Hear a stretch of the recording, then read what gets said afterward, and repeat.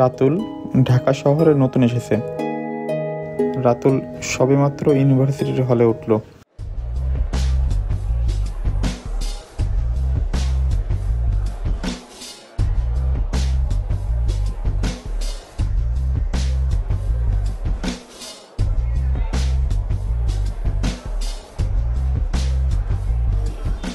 দেখ তো কি করে গে।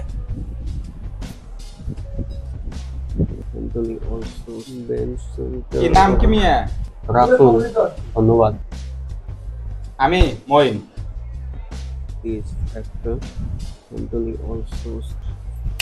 এই শুনে যাও।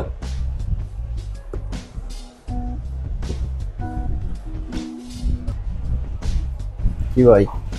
বুঝলাম না, নতুন এসব সালাম কালাম কিছু নেই, পড়তে পেয়ে গেছে। আমার মনে হয় পড়তে বসা ভুল হয়ে গেছে। এখানে পড়তে খাইতে ঘুমাইতে কি আলাদা নিয়ম আছে? এই বেটা তুই কি আমার বিটলামি করস? না ভাই, বিতলামি করি না, পড়াটা আমি অফ করে দিতেছি।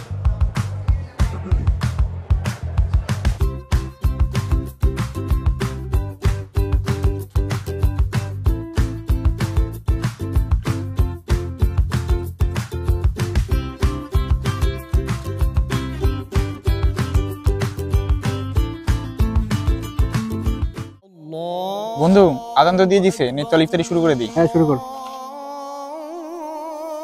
টাইম বাড়িতে যাওয়ার জন্য ট্রেন টিকিট কাটছো? হ বন্ধু, আমি তো ট্রেন টিকিট কাটছি, তুই কাটছস? আমি তো কেটে ফেলছি টিকিট। আর রাতুল শুন, তুই কিন্তু আমাদের সবার পরে যাবি বাড়ি। আচ্ছা, তুই কিন্তু সবার আগে বাড়ি থেকে কিন্তু চলে আসবি। বাড়ি থেকে চলে এসে রুম টুম কিন্তু সবকিছু সুন্দর মতো ভাবে গোছা রাখবি। আমরা আসলে যেন রুম একদম ক্লিন থাকে, বুঝছো? তোর কি এত করা লাগে বেটা? আরে তুই ট্যানসরে খাই দিবি, ট্যানসরটা দিয়ে আমার দে, তুই এমনি মুড়ি খাবে থাক। আচ্ছা ভাই, ঠিক আছে।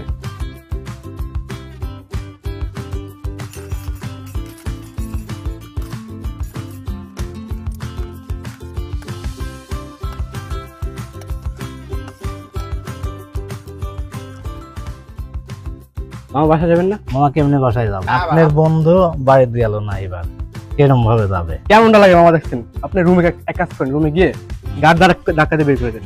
মামা কেমনে কি করবো? তো এতে এতিম। হাই হাই মামা দে স্যারের সাথে কথা কি, স্যার কি কয়? বাড়ি যাবা না? তুই ব্যাগটা গুছা, একসাথে বাড়ি যাবো। আমি তো বাড়ি যাবো না, রাস্তায় যে ভিড়। তাহলে আমার বুঝা।